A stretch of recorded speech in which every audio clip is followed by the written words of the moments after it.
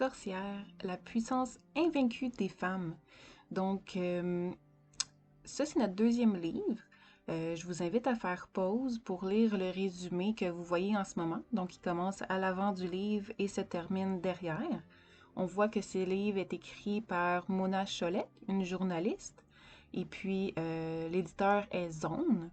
Donc, c'est les informations que vous allez trouver à l'extérieur de votre livre. Donc, comme ici, on voit justement la fin du résumé. Si jamais vous voulez le lire aussi, vous pouvez faire pause. Et ensuite, on va commencer la description de l'intérieur du livre. Donc, on va commencer avec les aspects plus techniques. Donc, en fait, ce livre-là, comme j'ai mentionné avant, est écrit par Mona Chollet. C'est une journaliste écrivaine de 47 ans qui, en fait, ne pratique pas la sorcellerie ou toute forme de pratique dans ce style-là.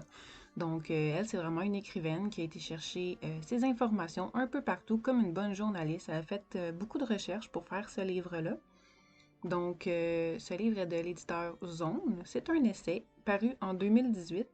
Donc, comme vous pouvez voir, dans ce livre-là, il n'y a pas d'images. Donc, c'est vraiment beaucoup de texte. Si vous êtes quelqu'un qui a mis les livres avec des images, ça vous aide à rester connecté avec le livre, vous allez être déçu. Donc, c'est vraiment juste du texte. Ce qui est apprécié, par contre, c'est qu'elle a mis ses sources dans le bas de chaque page. Donc, à chaque fois qu'elle mentionnait un article, que ce soit même un autre auteur ou des personnalités publiques, des livres, des films, toutes ces références sont dans le bas des pages. Donc, ça peut devenir intéressant quand on essaie de se trouver des nouvelles lectures ou des nouvelles pistes à explorer tout simplement. Donc, vous pouvez voir, j'ai un petit peu gribouillé dans le mien. Donc, j'ai souligné les passages que j'aimais un peu plus. Donc, c'est vraiment ça pour l'aspect un peu plus physique du livre. C'est quand même un livre assez dense, donc je crois pas que ça va être le genre de livre que vous allez lire en une soirée. C'est quand même bourré de beaucoup d'informations et puis beaucoup d'énumérations aussi quand elle mentionne ses références, beaucoup d'exemples. Ça peut devenir même un petit peu lourd. C'est un des points qui a été mentionné par notre club de lecture. Allô? Ben oui, il fallait que je fasse une partie avec mon visage et pour parler du restant du livre. Donc, je veux m'excuser d'avance pour la qualité de la vidéo. Je le fais avec mon cellulaire, avec la caméra frontale. Donc, ça se peut que qualité, ça soit pas on point, mais je travaille activement pour avoir une autre caméra. Donc, on va continuer de parler du livre. En fait, maintenant, plus l'aspect opinion qu'on a eu, nous, dans le club de lecture par rapport à ce livre-là. Donc, ça n'a pas été un livre que je dirais qui va faire partie de notre top 5 une fois qu'on va avoir lu beaucoup de livres. Donc, je vous explique un petit peu pourquoi. En fait, son style d'écriture, premièrement, c'est un style journalistique. Donc, elle a mis beaucoup d'efforts dans ses recherches. Il y a beaucoup d'exemples, beaucoup de noms, beaucoup de références. En fait, il y en a tellement qu'à un moment donné, ça a été remarqué auprès des filles, c'est que ça devient un peu redondant. Donc, si vous, l'énumération de plusieurs choses et que vous avez l'impression que ça aboutit pas, c'est quelque chose qui vous fatigue, vous allez le retrouver dans ce livre-là. Donc, peut-être réajuster votre prochain choix de lecture à ce niveau-là. Ça se peut que je regarde à droite, j'ai ma petite liste des choses que je veux parler.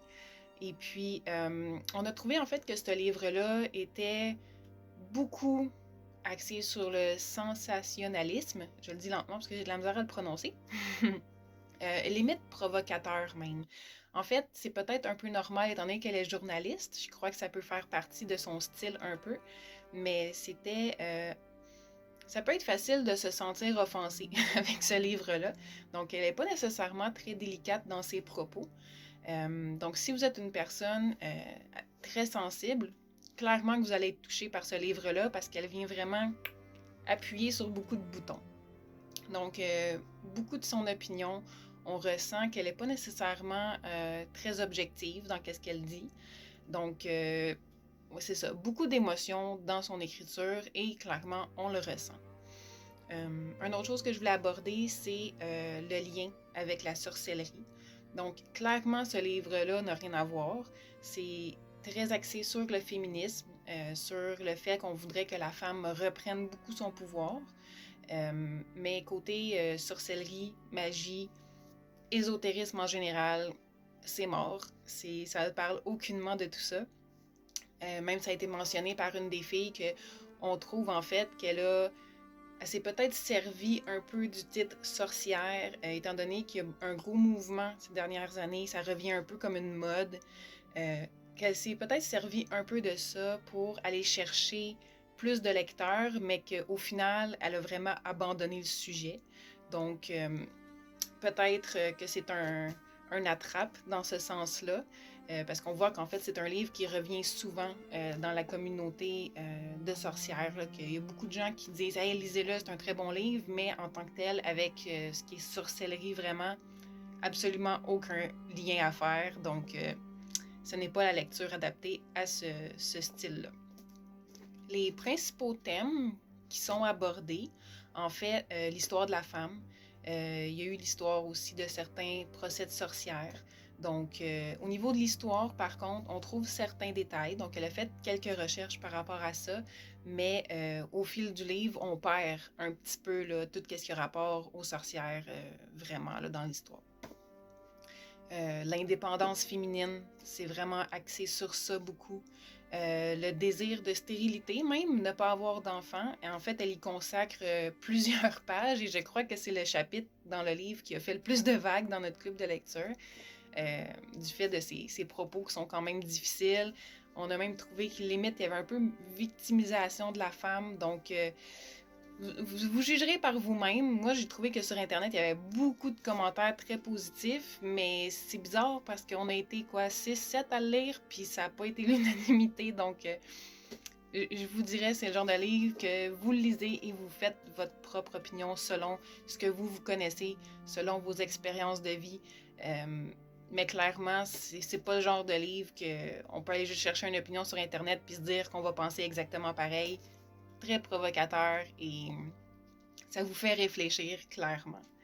Un autre thème qu'on fait, on a trouvé intéressant, c'est quand la femme vieillit. En fait, la vieillesse, la femme dans sa vieillesse. Ça a été un chapitre assez aimé, je dirais, dans le sens que souvent on trouve que la femme en vieillissant va être plus dévalorisée comparativement aux hommes. Donc, je vous donne juste une phrase en fait pour vous faire une idée de ce que ça parle comme chapitre. Mais ça a été un des principaux, je crois, moments du livre qui ont été quand même assez appréciés. Donc, je vais passer aux points positifs et négatifs. Puis là, je vais me fier à ma petite liste.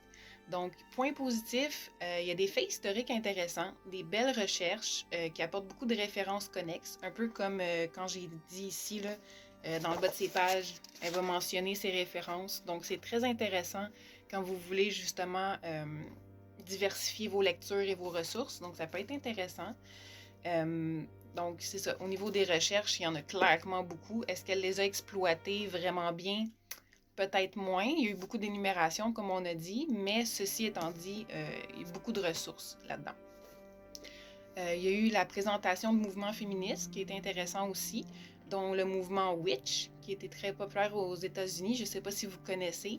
Il y avait la chanteuse même Lana Del Rey qui en a fait partie. Donc, il y a eu, elle a mentionné vraiment des figures importantes, des femmes qui ont joué des rôles importants là, dans la... comment est-ce que je pourrais dire, dans la réappropriation de notre pouvoir, dans le mouvement féminisme, en fait. Et puis, Pam Grossman, qui est écrivaine, Gloria Steinem, qui est écrivaine et cofondatrice du magazine, du Ms. Magazine, comment qu'elle le prononce. Starhawk aussi, une autre chose qui était très populaire. Et puis, c'est ça, dans les autres points positifs, beaucoup de dénonciations. Donc, elle met beaucoup... En fait, elle nomme des noms. Elle se gêne vraiment pas. Donc, beaucoup de dénonciations. On voit que cette femme-là a osé quand même, malgré que ça peut être un livre qui est, comme on disait, provocateur et tout ça. Elle a vraiment osé aller dans le non-dit. Donc, ça pour ça, on peut y donner quand même le courage d'avoir foncé dans le tas. Et puis, c'est pas mal ça pour les points positifs. Points négatifs, il y en a eu quelques-uns, donc j'ai essayé de raccourcir la liste un petit peu et de résumer le tout. Clairement que le chapitre qui englobe la maternité et le fait de ne pas vouloir d'enfant, gros négatif. Sa façon de s'exprimer, clairement trop basée sur l'opinion. C'était limite agressant. Je veux dire, je suis une personne qui veut pas d'enfants, puis à un certain point, je me sentais mal, puis je pensais à mes membres du club de lecture qui ont des enfants, puis là, je me disais, oh my god, sérieusement, ils vont détester ce livre parce que des fois, elle ramasse les gens, puis c'est pas nécessairement agréable. Mais encore là, peut-être que ça dépend de nous, comment est-ce qu'on sent, où est-ce qu'on est dans notre vie, nos expériences et tout ça. Mais unanimité, je pense que ce chapitre-là, cette partie-là du livre, denied, on aurait pu juste l'enlever du livre, puis ça aurait été déjà pas mal mieux. Donc, il y avait ça. Une certaine lourdeur avec l'accumulation constante de faits, de dates, de noms, mais sans nécessairement aller en profondeur pour les expliquer. Donc, on avait juste un peu l'impression de se faire bombarder d'informations, mais que au final, on dirait qu'on savait pas trop quoi en faire. Donc, c'était peut-être pas assez exploité quand elle nommait ces informations-là. Peut-être beaucoup de victimisation de la femme, en fait. On parle de reprendre le pouvoir, mais elle jugeait beaucoup les modes de vie de certaines femmes. Il y avait peut-être un manque de douceur et de relativisme. Donc, si c'était un aspect négatif, pas très apprécié par les personnes qui l'ont lu. Et puis, comme mentionné plus tôt dans la vidéo, ça donne l'impression aussi qu'elle a profité du mouvement populaire de la sorcellerie pour attirer plus de gens, mais tout simplement drop le sujet assez rapidement par rapport à la sorcellerie pour juste en faire finalement un livre sur le féminisme. Donc, à qui, pour finir, pour pas que mon vidéo il dure 3 heures de temps, à qui on suggérait ce livre-là, clairement aux hommes, donc on voudrait que tout le monde le lise. En fait, ça peut être assez confrontant, mais quand même amener à certaines réflexions pertinentes. Et puis, peut-être même à des jeunes adultes, des jeunes femmes qui vont clairement faire face à peut-être des injustices par rapport au fait que ce soit des femmes. Donc, ça peut être un livre qui fait réfléchir et qui peut faire, OK, tu sais, oui, ça peut m'arriver, mais c'est pas juste ça, puis ça peut vraiment aussi nous outiller la jeune femme, en fait, par rapport à tout ça, pour pas qu'elle se sente trop seule, par rapport à peut-être ses choix de vie qui vont être différents de la plupart des femmes, de ce qui est parfois très valorisé par les générations précédentes. Donc, ça pourrait être un fait intéressant, mais par rapport à la communauté sorcière, tout ce qui rapporte justement à la magie, l'ésotérisme et tout ça, clairement, club de lecture, on a décidé que ce livre-là pouvait être skippé. Si vous avez un budget restreint et que vous voulez choisir un livre, allez pas nécessairement vers celui-ci. Peut-être si vous avez un petit peu plus d'argent puis vous vous dites, bah, coudonc, je vais lui donner une chance, mais sinon, pas une priorité. Donc, j'espère que vous allez avoir aimé mon petit vidéo. Comme je disais, qualité, je vais travailler là-dessus pour que ce soit plus esthétique éventuellement, tout dépendant du nombre de gens qui regardent les vidéos. Donc, sur ce, je vous souhaite une agréable journée et j'espère vous voir parmi nos rencontres. Pour ceux qui sont rendus jusqu'à la fin du vidéo, prochain livre qu'on va faire une rencontre Zoom en avril, c'est Green Witch, qui est disponible aussi en français. Donc, faites vos recherches. Si vous ne parlez pas trop anglais, c'est possible de les approprier dans certaines librairies. Donc, à bientôt. Bye! Merci d'avoir été là.